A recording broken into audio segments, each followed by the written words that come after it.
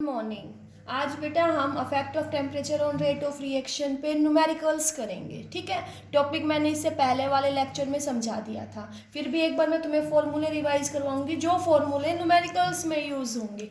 ठीक है, देखो बेटा, हमने रेट कांस्टेंट के क्या पढ़ाया था? It is directly proportional to e की power minus E A by R T.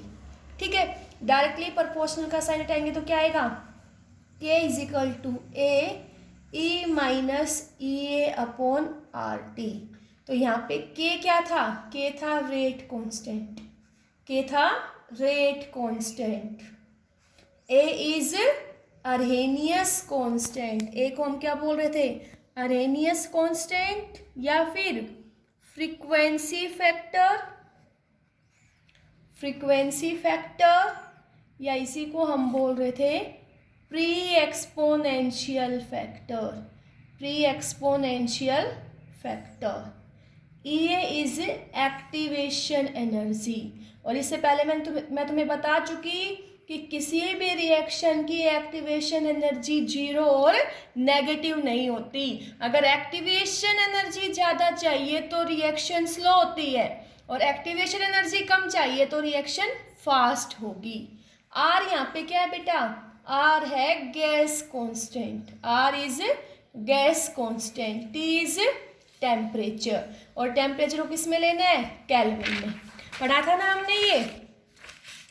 ठीक है भाई, देखो हमने ये फॉर्मूला पढ़ा था, तो हमें इस फॉर्मूले से न्यूमेरिकल्स करने पड़ेंगे। ठीक है, अब क्या करेंगे? इसका नेचुरल लॉग लेंगे तो क्या आएगा हमारे पास? L N K is equal to L N A minus E A upon R T.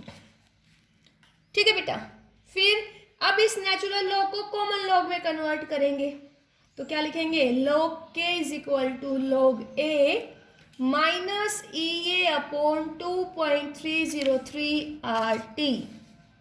ठीक है, तो इस फॉर्मूले पे न्यूमेरिकल्स मिलेंगे हमें, इस फॉर्मूले से न्यूमेरिकल सॉल्व करने पड़ेंगे, इस फॉर्मूले से। फिर एक हमने कंपैरिजन फॉर्मूला पढ़ा था, क्या था उसमें? अगर रेट कांस्टेंट को हम कहेंगे K1 के इक्वल, तब टेम्परेचर क्या है? T1। तो ये इक्वेशन क्या आएगी? log K1 is equal to log A minus E A upon 2.303 आर T1। फिर हम कहेंगे टेम्परेचर हमारा T2 हो गया, तो रेट कांस्टेंट क्या होगा? K2। क्यों? क्योंकि हमें पता है बेटा with increase in temperature rate constant becomes change. तो ये क्या आएगा? log K2 is equal to log A minus E A upon 2.303 R T2। दोनों इक्वेशंस को हम कंपेयर करेंगे तो हमारे पास कंपैरिजन फॉर्मूला क्या आएगा? log K2 upon K1 is equal to E A upon 2.303 R 1 upon T1 minus 1 upon T2। ठीक है बेटा, K2 क्या है? Rate constant at temperature T2, K1 rate constant at temperature T1। E1 is activation energy. बेटा numerical solve करते वक्त इस 2.303 are की वैल्यू हम ले लेते हैं 19.1, या हम इसको 20 ले लेंगे। T1 temperature, T2 temperature, temperature हमेशा केल्विन में। ठीक है, तो ये हमारे 4 फॉर्मूले हैं जो न्यूमेरिकल्स में यूज होंगे, और यहाँ से एक क्वेश्चन 3 नंबर का पेपर में मोस्टली आता है। ठीक है, अब इसके अलावा बेटा कई बार हमें ग्राफ दे देंगे और ग्राफ से कहेंगे स्लोप निकालो। तो एक तो हमें graph plotation L N K is equal to L N A minus E A upon R T. तो क्या इक्वेशन है ये? y is equal to minus M X plus C. Y axis पे क्या लेंगे? L N K. X axis पे क्या आएगा बेटा? 1 अपॉन टी। तो यहां से स्लोप क्या आया? Minus E A upon are.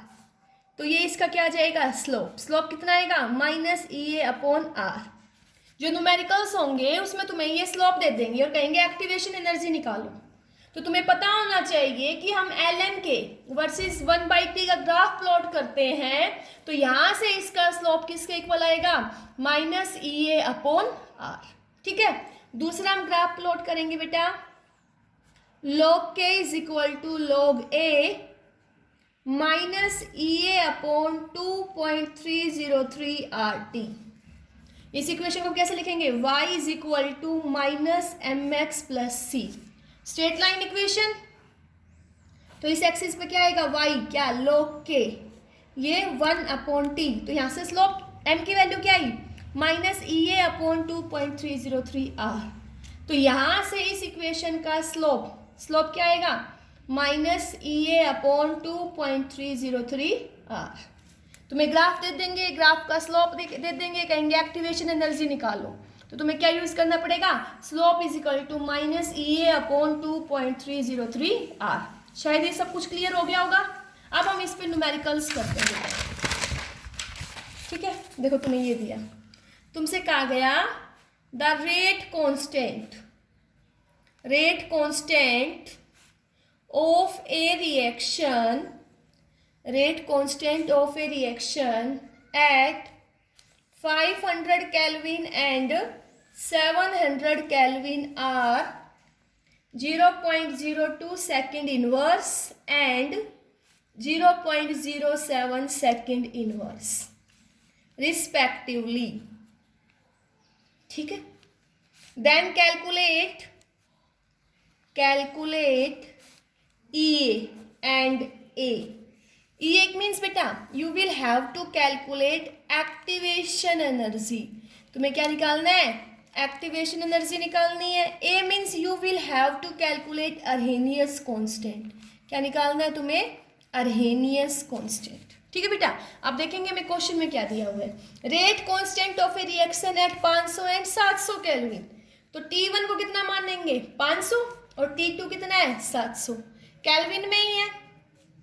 Are rate constant are 0.02 and 0.07।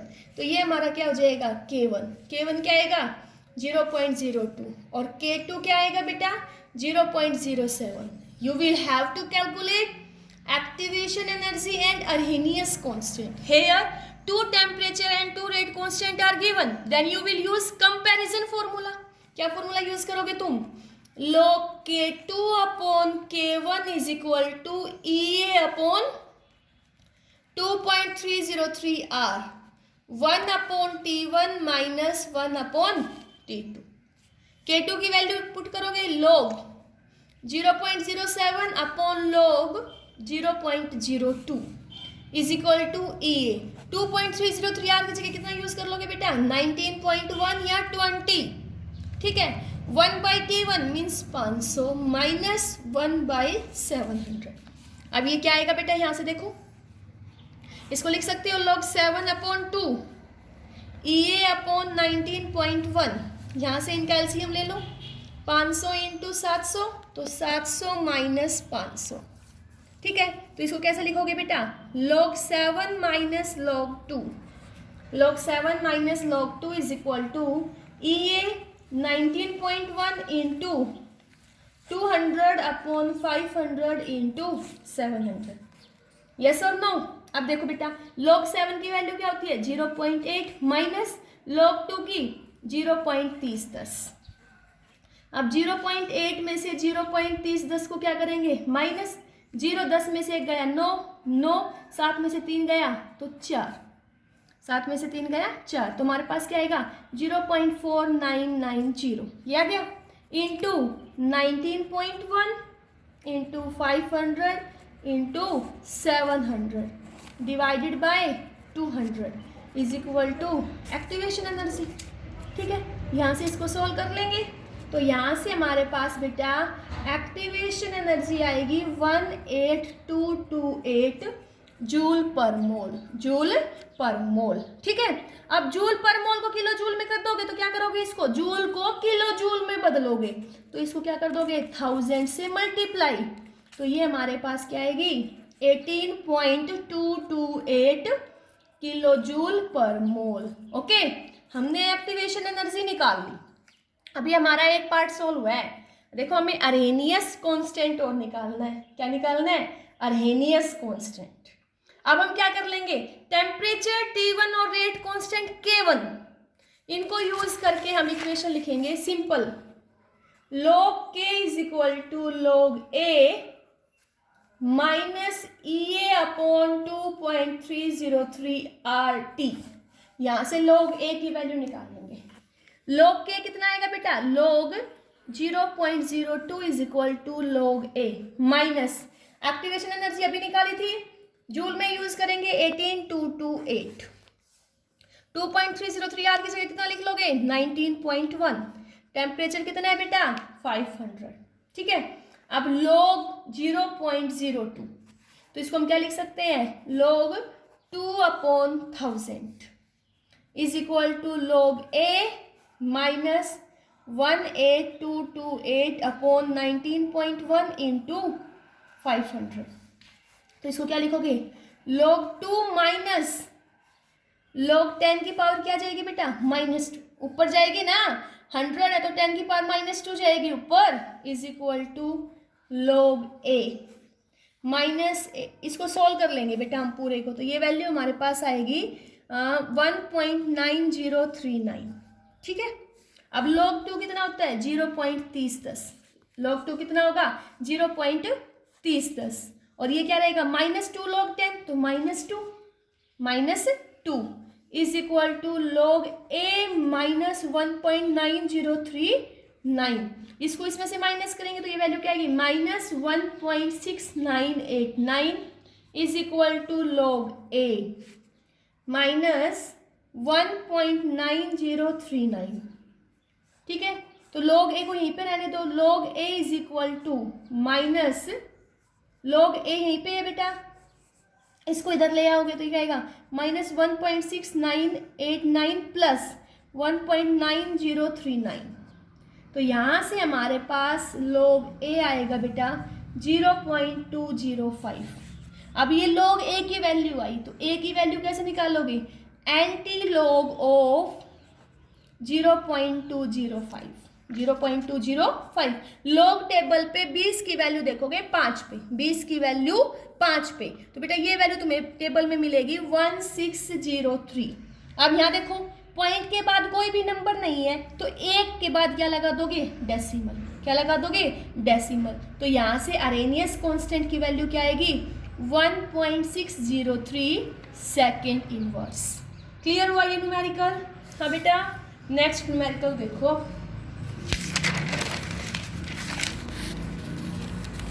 जैसे मैंने तुम्हें क्वेश्चन दिया, मैंने कहा था first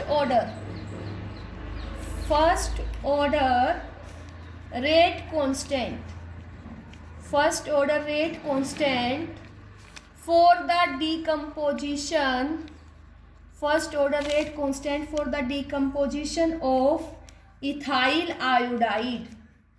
ethyl iodide means C2H5I, इसका डीकम्पोजिशन दिया हुआ है, तो यहाँ से क्या बनेगा? C2H4 plus HI at 600 kelvin is 1.60 into 10 की power -5 second inverse.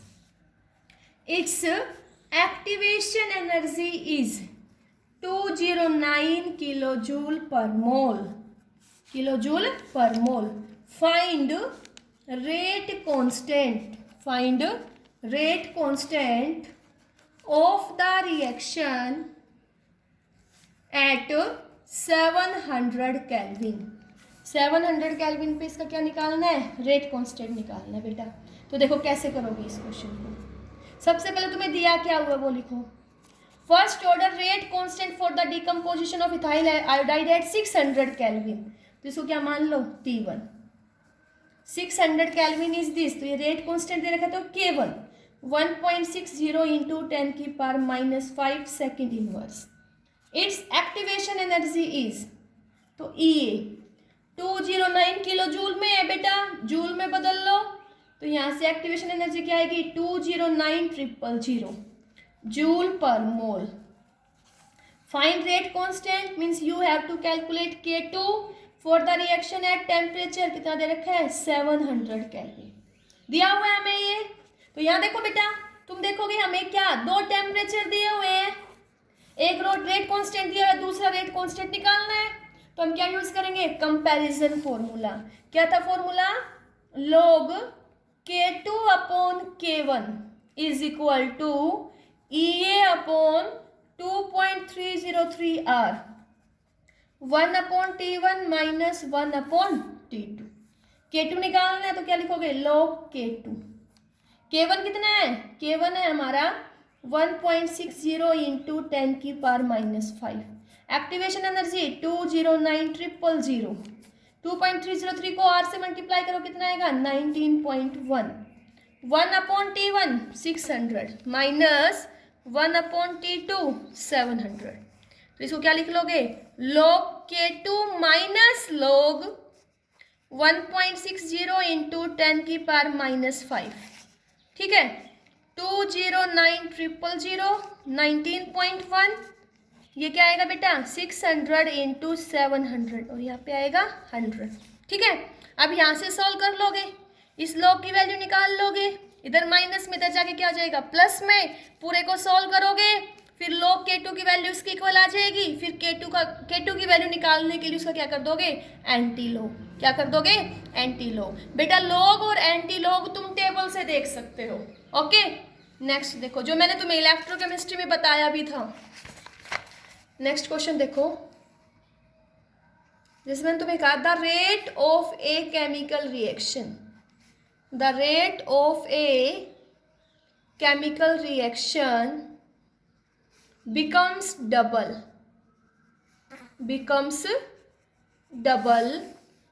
for an increase of 10 Kelvin, for an increase of 10 Kelvin in absolute temperature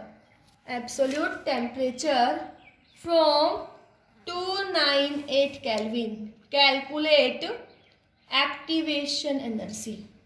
हमसे कहा है the rate of a chemical reaction becomes double, means दुगना हो जाता है, means K2 क्या होगा, K2 is 2 times of K1 for an increase of 10 kelvin. Temperature increase करेंगे कहाँ से, एब्सोल्यूट टेम्परेचर से, तो T1 कितना होगा 298। ओके, तो T2 क्या होगा, 298 को कितना इंक्रीज किया 10 केल्विन, तो ये वैल्यू क्या आएगी बेटा 308 kelvin. And you will have to calculate activation energy. ठीक है बेटा, कंपैरिजन फॉर्मूला यूज करेंगे, log K2 upon K1 is equal to EA upon 2.303 R 1 upon T1 minus 1 upon T2। तो log K2 क्या हो गया बेटा, K2 है 2 times of K1 upon K1, EA 2.303 R की जगह क्या लिख लेंगे हम 19.1, 1 अपॉन T1 298 माइनस 308। ओके, तो यहाँ देखो बेटा log 2 0.3010 is equal to EA 19.1, LCM लेंगे 298 इंटू 308, ये क्या आएगा 10। तो यहाँ से एक्टिवेशन एनर्जी क्या आएगी 0.3010 इंटू 19.1 298 इंटू 308 अपॉन 10। ओके बेटा, यहाँ से सॉल्व करके क्या निकाल लोगे, एक्टिवेशन एनर्जी। तो यहाँ से हमारी एक्टिवेशन एनर्जी आएगी 52897.7 जूल पर मोल। जूल पर मोल को क्या करोगे, किलो जूल में कन्वर्ट, तो देखो एक्टिवेशन एनर्जी क्या आई 52897.7 जूल पर मोल। जूल को किलो जूल में तो क्या कर दोगे 1000 से मल्टीप्लाई, तो यहाँ से एक्टिवेशन एनर्जी क्या आ जाएगी 52.8977 किलो जूल पर मोल, किलो जूल पर मोल। क्लियर हुआ बेटा। नेक्स्ट क्वेश्चन देखो, इसका नेक्स्ट क्वेश्चन तुम खुद भी ट्राई कर सकते हो, सेम इसी की तरह होगा ये क्वेश्चन भी। देखो कैसे, हमसे कहा गया the rate of A reaction, the rate of reaction becomes, the rate of reaction becomes quadruples when temperature changes from 293 Kelvin to 313 Kelvin. Then calculate the activation energy of the reaction. Then calculate the activation energy of the reaction. ठीक है बेटा, हमें ये question दिया हुआ है. The rate of reaction becomes quadruples. Quadruples means बेटा 4 गुना हो गया. Rate of reaction क्या हो गया? 4 गुना. तो यहाँ पे K2 क्या होगा? K2 होगा 4 times of K1. K2 क्या होगा? 4 times of K1. When we change the temperature from 293 Kelvin, तो T1 को क्या मानोगे? 293 Kelvin. और T2 क्या है? 313 Kelvin. Then you will have to calculate the activation energy. ये क्वेश्चन है हमारे पास. तो यहाँ देखो बेटा, हमें 2 टेम्परेचर दे दी, तो हम कंपैरिजन फॉर्मूला यूज करेंगे. log K2 upon K1 is equal to EA upon 2.303 R 1 upon T1 minus 1 upon T2. ठीक है, तो log K2 की वैल्यू क्या है? 4 टाइम्स ऑफ K1 EA, और 2.303 R की जगह क्या लिख लोगे? 19.1. 1 अपॉन T1 293, 1 अपॉन T2 313. तो K1 से K1 कैंसिल. log 4 की वैल्यू क्या होती है? 0.6021 is equal to EA 19.1. LCM ले लो. 293 313, तो ये क्या आएगा बेटा? 313 माइनस 293, तो 0.6021 इज इक्वल टू EA 19.1. तो कितने का डिफरेंस है? 20. 293 इंटू 313, तो यहाँ से एक्टिवेशन एनर्जी EA निकाल लेंगे. क्या आएगी? 0.6021 इंटू 19.1, 293 इंटू 313 डिवाइडेड बाई 20. तो 19.1 और 20 इसको अप्रोक्स 20 मान के कैंसिल कर देंगे. तो यहाँ से सोल्व कर लेंगे इनको मल्टीप्लाई करके. तो हमारे पास एक्टिवेशन एनर्जी आएगी बेटा 52854.5 जूल पर मोल. ओके, अब एक्टिवेशन एनर्जी को किस में लिख लेंगे? किलो जूल में. तो क्या कर दोगे? 1000 से मल्टीप्लाई.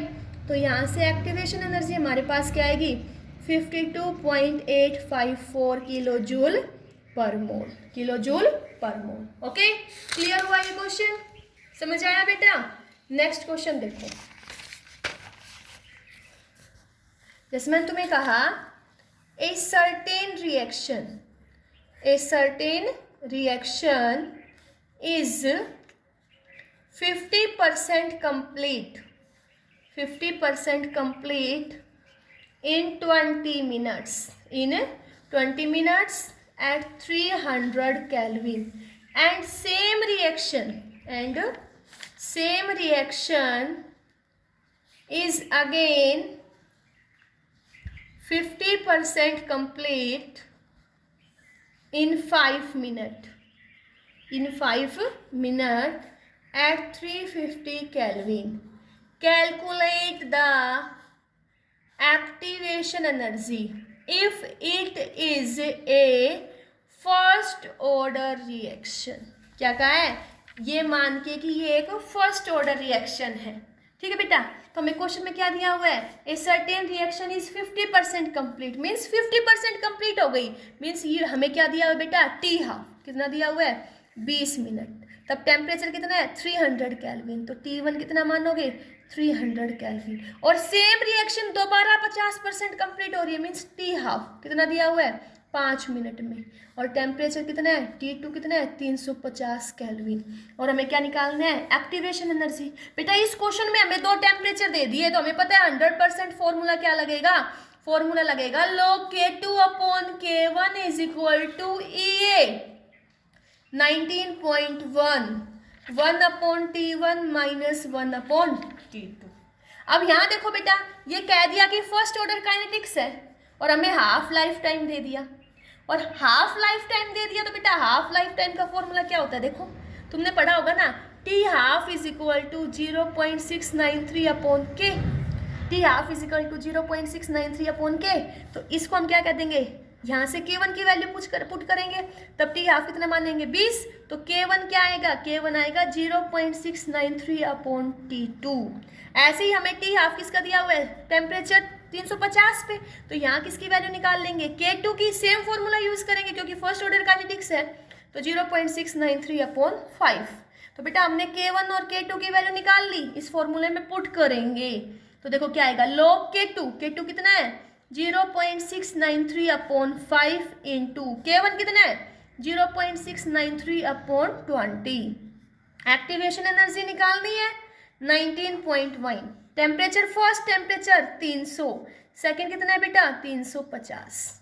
कर लिया, देखो ये कैंसिल हो गया, 5 1 जा 5, 5 4 जा 20 और log 4 की वैल्यू कितनी होती है 0.6021 इज इक्वल टू EA 19.1।